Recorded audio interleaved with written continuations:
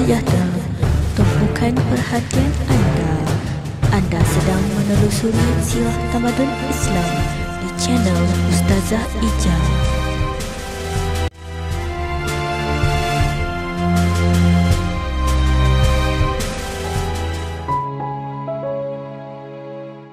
Pemerintahan Islam pernah menjadi kuasa besar yang mencorak lanskap pentadbiran dunia selama hampir 14 abad semenjak zaman Rasulullah SAW.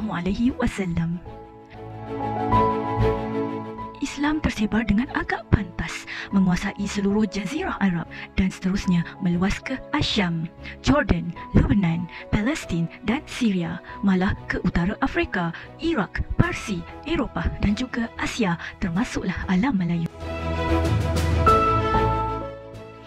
Pemerintahan Islam melalui kerajaan yang terbentuk memberikan gambaran betapa Islam telah menguasai sebahagian besar dunia. Ia berlangsung sehinggalah kepada kerajaan Islam yang terakhir, iaitu Kerajaan Uthmaniyah. Mari kita menelusuri sejarah Kerajaan Uthmaniyah bersama-sama.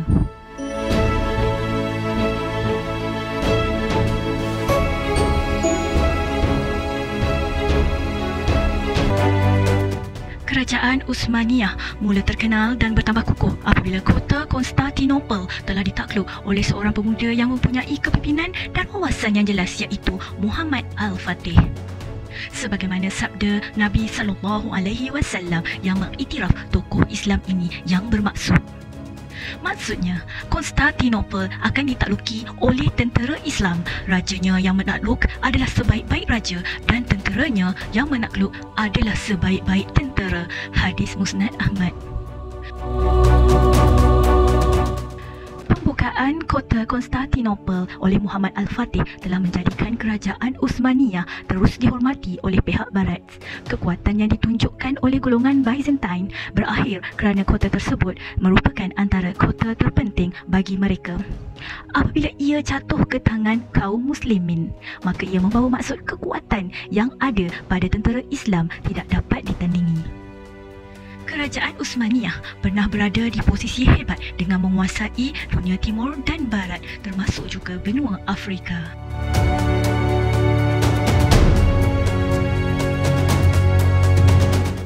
Anak murid Ustazah sekalian, setelah mengalami beberapa masalah di samping kesukaran menjaga wilayah mereka yang luas tersebut, Uthmaniyah mengalami zaman kemerosotan. Zaman tersebut telah diambil kesempatan oleh pihak kuasa barat untuk bertindak semula mendapatkan wilayah-wilayah yang pernah jatuh ke tangan Uthmaniyah. Kejatuhan Uthmaniyah ini menandakan berakhirnya penguasaan Empayar Islam ke atas dunia. Cuma pengharapan kita agar kejatuhan ini adalah sementara, bukan syahid yang tidak boleh bangkit lagi. Apa yang penting, sejarah ini perlu diambil iktibar oleh anak-anak murid semua, bukan semata-mata menjadi catatan yang tersemat di dalam buku.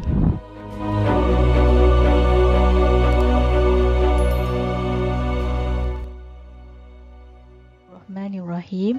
InsyaAllah kita akan menelusuri Kerajaan Uthmaniyah dalam Pendidikan Islam Tingkatan 5 KSSM Bidang Sirah. Murid-murid semua boleh merujuk kepada buku teks muka surat 164.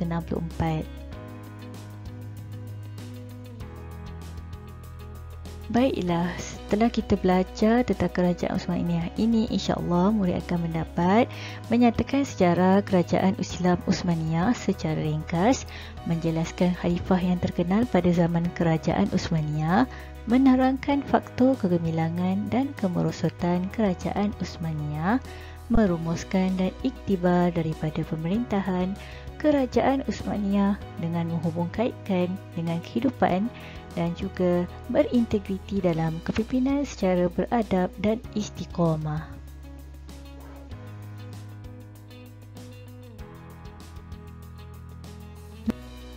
Baiklah, untuk kita pergi kepada Kerajaan Uthmaniyah ini, Ustazah telah pecahkan kepada beberapa aspek, iaitu yang pertama, sejarah, kedua, ketokohan sultan yang terkenal pada zaman Kerajaan Uthmaniyah, yang ketiga, faktor kegemilangan Kerajaan Uthmaniyah, keempat, kita akan kupas tentang faktor kemerosotan kerajaan Uthmaniyah, dan yang akhir sekali kita akan melihat apakah iktibar yang kita dapat daripada pemerintahan kerajaan Uthmaniyah. Kita pergi yang pertama, iaitu kita lihat peta jajahan kerajaan Uthmaniyah. Baiklah, mari kita lihat kerajaan Uthmaniyah di mata dunia, di mana ia bukan sahaja menjadi tarikan kepada kuasa luar, malah kepada pedagang. Di kiri ialah Bulgaria, kiri Turki, di bawahnya ialah Syria, dan di atas ni adalah jajahan Rusia. Okey, baiklah, kita lihat pula masjid-masjid yang ada dibina, yang telah dibina pada zaman Uthmaniyah. Okey, kita lihat yang pertama, Masjid Hagia Sophia di Bandar Istanbul. Okey. Kemudian kita lihat Masjid Agung Bursa di Bandar Bursa. Okey, seterusnya Masjid Mola Celebi di Bandar Sogod, dan Masjid Helimiye di Bandar Edin.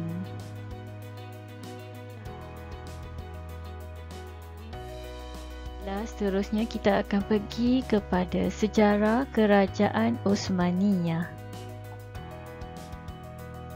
Okey, di sini saya disediakan track untuk kita lihat satu persatu sejarah kerajaan Turki Uthmaniyah. Okey, yang pertama, asal nama kerajaan ini adalah bersempena dengan nama Osman bin Ertugrul, iaitu pengasas kerajaan Uthmaniyah. Tempoh pemerintahan beliau adalah daripada 1299 hingga 1924 Masihi. Okey, kawasan pemerintahan adalah meliputi sebahagian besar benua Asia, Eropah dan Afrika. Bilangan pemerintah bagi kerajaan ini adalah 37 orang. Okey, dan antara pemerintah yang terkenal ialah pertama Sultan Osman bin Ertugrul, kedua Sultan Murad I, ketiga Sultan Muhammad Al-Fatih, keempat Sultan Sulaiman Al-Qanuni. Okey, bagi pemerintah yang pertama, beliau adalah Sultan Osman bin Ertugrul, dan pemerintah yang terakhir adalah Sultan Abdul Majid II. Pusat pemerintahan bagi kerajaan Uthmaniyah. Okey, dan kita tengok daripada tahun ke tahun. Okey, yang pertama daripada 1299 hingga 1355 Masihi di Sogod, kemudian pada 1335 hingga 1363 Masihi pusatnya berada di Bursa, dan ketiga pada 1363 hingga 1453 Masihi pusat pemerintahannya adalah di Aden, dan yang keempat pusat pemerintahan pada tahun 1453 hingga 1924 Masihi berada di Istanbul. Seterusnya kita lihat ketokohan sultan yang terkenal pada zaman kerajaan Uthmaniyah. Okey, di sini Ustazah akan ajar kepada anak murid semua. Ustazah akan bawa untuk mengenali 4 tokoh terkenal pada zaman ini. Okey, tokoh yang kita akan pelajari ialah yang pertama Osman bin Ertugrul, yang kedua Murad I bin Orhan, yang ketiga Muhammad Al-Fatih bin Murad II, dan yang keempat Sulaiman Al-Qanuni bin Salim I. Kita pergi kepada yang pertama, Osman bin Ertugrul. Jom kita kenali tokoh Islam ini. Tapi sebelum tu mesti semua nak tengok macam mana ya rupa beliau. Okey. Tada. Okey, ini adalah rupa beliau Osman bin Ertugrul. Nampak seorang yang berkepimpinan. Okey, dan kita lihat. Nama penuh beliau adalah Osman bin Ertugrul. Okey, dilahirkan pada 656 Hijrah bersamaan dengan 1258 Masihi. Kemudian beliau mangkat pada 726 Hijrah, iaitu 1326 Masihi. Tempoh pemerintahan beliau adalah 27 tahun. Jadi sangat lama juga ya. Jawatan beliau adalah pemerintah yang pertama bagi kerajaan Osmaniyah. Dan beliau telah menyumbang kepada kerajaan Osmaniyah dengan menyatukan wilayah Anatolia Selatan selepas ditinggalkan oleh Byzantine dan mengisytiharkan kemerdekaan Anatolia daripada kerajaan Seljuk, juga mengasaskan kerajaan Osmaniyah. Okey, jadi pengasas bagi kerajaan Osmaniyah, anak murid ingatlah semua ya, iaitu Osman bin Ertugrul. Baiklah, yang kedua, Murad I bin Urhan. Jadi jom kita lihat bagaimanakah wajah Murad I bin Urhan ini. Okey, lihat seorang yang berkepimpinan. Okey, nampak tegas orangnya. Okey, kita tengok. Nama penuh beliau adalah Murad I bin Urhan. Okey, telah dilahirkan pada 726 Hijrah bersamaan dengan 1325 Masihi. Tarikh mangkat beliau adalah 791 Hijrah bersamaan dengan 1388 Masihi, dan beliau telah memerintah selama 30 tahun. Okay, lagi lama daripada Osman ya. Jawatan beliau adalah pemerintah ketiga kerajaan Osmaniyah, dan di dalam tamadun Islam beliau telah menyumbang ke arah membentuk pasukan Janissary dan memodernkan angkatan tentera laut dan menjadikan Adrinah iaitu Adin sebagai ibu negara. Okey, seterusnya kita lihat siapakah Muhammad Al-Fatih bin Murad II. Kita lihat wajahnya, wah, seorang yang kacak juga, dan kita nampak wajah seorang pemimpin yang berani, okay, yang berkepimpinan tinggi dan juga berwattakan tegas. Okey, kita lihat nama penuh beliau adalah Muhammad Al-Fatih bin Murad II, dilahirkan pada 338 Hijrah iaitu bersamaan dengan 1429 Masihi. Tarikh mangkat beliau adalah 886 Hijrah bersamaan dengan 1481 Masihi, dan beliau telah memerintah kerajaan Osmaniyah selama 31 tahun. Okey, lama Dan beliau adalah pemerintah yang ketujuh kerajaan Osmaniyah. Di antara kejayaan beliau dalam tamadun Islam, yang menjadi sebutan sehingga ke hari ini, yang menjadi ingatan dan merupakan satu sejarah terbesar dalam tamadun Islam, iaitu membuka kota Konstantinia, iaitu kota Konstantinopel pada tahun 853 Hijrah, iaitu bersamaan dengan 1453 Masihi. Beliau telah menyatukan juga empire di utara Balkan bagi mengelakkan serangan Hungary, dan juga beliau telah mewakafkan Hagia Sophia, iaitu Hagia Sophia sekarang sebagai masjid dan membina kompleks Al-Fatih. Baiklah, kita lihat tokoh yang seterusnya, iaitu Sulaiman Al-Qanini bin Salim I. Okey, kita lihat wajah. Okey, itu adalah pakaian tradisi pada zaman kerajaan Osmaniyah. Okey, kita lihat nama penuh beliau adalah Sulaiman Al-Qanuni bin Salim I, dilahirkan pada 900 Hijrah iaitu 1464 Masihi. Tarikh mangkatnya adalah pada 974 Hijrah iaitu bersamaan dengan 1566 Masihi. Beliau telah memerintah 48 tahun. Jadi di antara empat tokoh yang kita kenali ini, Sulaiman Al-Qanuni adalah paling lama sekali memerintah kerajaan Osmaniyah, dan beliau adalah pemerintah yang ke-10. Okey, beliau telah menyumbang dalam tamadun Islam di kerajaan Osmaniyah ini, antaranya ialah telah membuka Belgrade, telah membuka Algeria dan Tunisia, telah menyusun undang-undang yang dikenali sebagai Kanun Nameh, dan juga telah mengadakan hubungan diplomatik dengan Perancis yang merupakan sebuah kuasa besar. Baiklah, kita pergi yang keempat, iaitu faktor kegemilangan kerajaan Osmaniyah. Baiklah, kita akan melihat faktor kegemilangan Kerajaan Uthmaniyah. Bagaimanakah Kerajaan Uthmaniyah pada waktu itu gemilang, dan sentiasa aman dan damai. Kita akan lihat dari sudut yang pertama iaitu pentadbiran, kedua keilmuan, ketiga sosial, dan yang keempat dari segi ketenteraan. Mari kita lihat satu persatu. Dari sudut pentadbiran, apakah yang telah dilakukan oleh Kerajaan Uthmaniyah? Pemerintah berperanan dengan berkesan sebagai ketua tentera, ketua agama dan menjadi hakim yang tertinggi. Selain itu, pemerintah menyelaraskan pemerintahan dan keagamaan dibantu oleh pegawai pentadbiran. Jadi dalam pentadbiran Kerajaan Uthmaniyah, diselaraskan bersama dengan pentadbiran dan juga keagamaan. Dan yang ketiga, penguasaan laluan di antara benua Eropah dengan benua Asia apabila menguasai Selat Dardanelles dan Selat Bosphorus. Kita lihat dari sudut keilmuan. Pada waktu ini masyarakat iaitu sama ada bukan Islam dan orang Islam sangat mencintai ilmu dan sangat mendahagakan ilmu.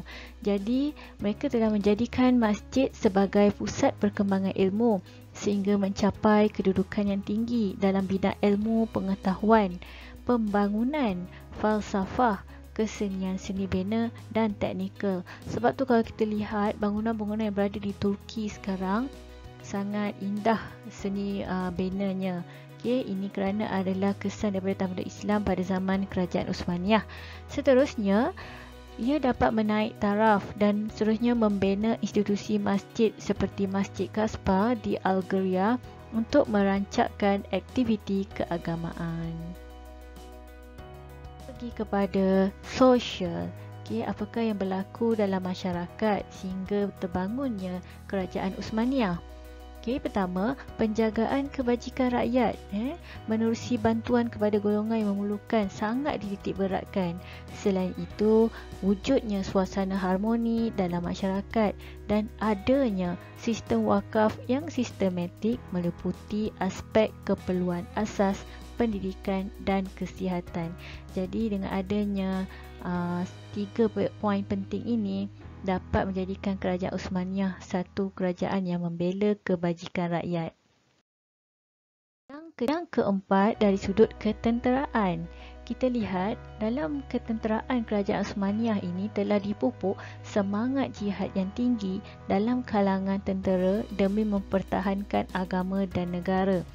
Motivasi demi motivasi telah diberikan sebagaimana yang telah disampaikan oleh Sultan Muhammad Al-Fatih ketika mana mereka hendak menguasai kota Konstantinopel, di mana pada waktu itu tentera-tenteranya bangkit untuk berjuang semula untuk mendapatkan kota itu. Dan yang kedua, bagaimana kebajikan tentera itu telah dijaga dengan baik dengan menyelaras sistem kenaikan pangkat, imbuhan dan kelengkapan senjata. Kita lihat faktor kemerosotan Kerajaan Uthmaniyah. Apakah yang berlaku sehingga jatuhnya Kerajaan Uthmaniyah? Yang pertama, teknologi ketenteraan ketinggalan berbanding dengan kuasa barat sehingga kalah dalam peperangan. Yang kedua, ekonomi telah merosot dan hutang negara semakin tinggi. Yang ketiga, gerakan yang menuntut kemerdekaan daripada wilayah-wilayah menyebabkan negara tidak stabil. Sebagaimana kita sedia maklum, Kerajaan Uthmaniyah ni memiliki sangat kekuasaannya dari sudut jajahannya sangat besar, wilayah ke satu wilayah. Yang seterusnya, kelemahan sistem pendidikan menyebabkan kekurangan tenaga mahir untuk membangunkan negara. Dan persaingan politik dalam istana dan perbuatan dalam kalangan putera-putera raja yang berebut kuasa. Dan apakah iktibar daripada pemerintahan Kerajaan Uthmaniyah yang kita dapat? Jadi setelah kita menelusuri Kerajaan Uthmaniyah ini, sebagai umat Islam kita hendaklah memimpin, menjadi pemimpin yang berwibawa supaya urusan pentadbiran berjalan lancar. Okey.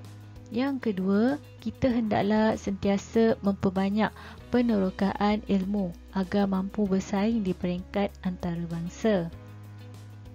Yang ketiga, kita hendaklah sentiasa menghayati semangat cinta akan negara agar kita dapat berkorban mempertahankannya daripada serangan musuh. Yang keempat, kita hendaklah sentiasa berpegang pada ajaran Islam supaya hidup diberkati Allah Subhanahu Wa Taala. Dan yang terakhir, kita hendaklah menolak campur tangan asing untuk menjaga kedaulatan negara kita. Okey, sekian. InsyaAllah kita dapat berjumpa lagi pada video Ustazah akan datang. Selamat belajar dan jangan lupa subscribe Ustazah punya channel Ustazah Ija. Okey, dan jangan lupa share pada sahabat-sahabat yang lain kan, itu adalah salah satu insya-Allah akan menjadi saham akhirat untuk kita hendaknya. Assalamualaikum dan jumpa lagi.